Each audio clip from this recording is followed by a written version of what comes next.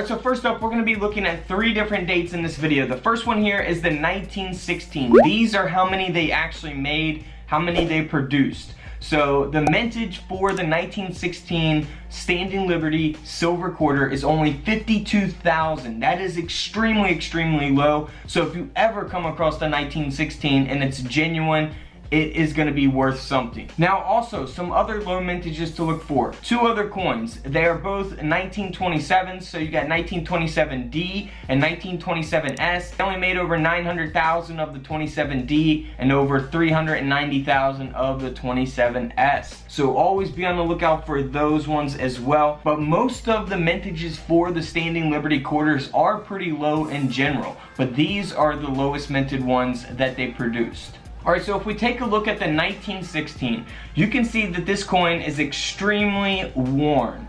It is not in great condition at all. It's definitely not mint state grade or anything like that. These are the coins you want to look for. 1916. Now, like I said, they only produced a little over 50,000 of these, so that's why even when they're worn, they're going to be valuable. This quarter here sold for over $1,300. Here's another example of a 1916 that's extremely worn down.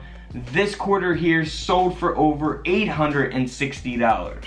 Now if we go to a 1916 proof that is in excellent condition, almost a perfect coin. I mean, this thing is in unbelievable condition for a 1916, and these are going to be like 1 in a million, extremely hard to find, and that's why this quarter here sold for over $312,000.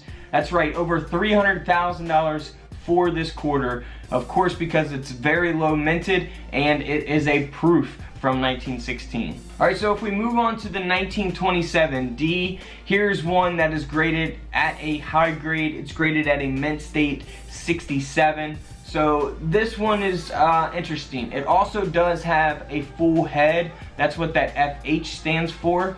So if we take a look at this picture here, this shows you an example of the non-full head and the full head. So if you want to pause that and look at the difference, feel free to do so. But this 1927 with that high grade and with that full head sold for over $33,000. Now here's an example of a lower graded 1927D. It doesn't have the full head. It's graded at about uncirculated 55. So still pretty good conditioned coin.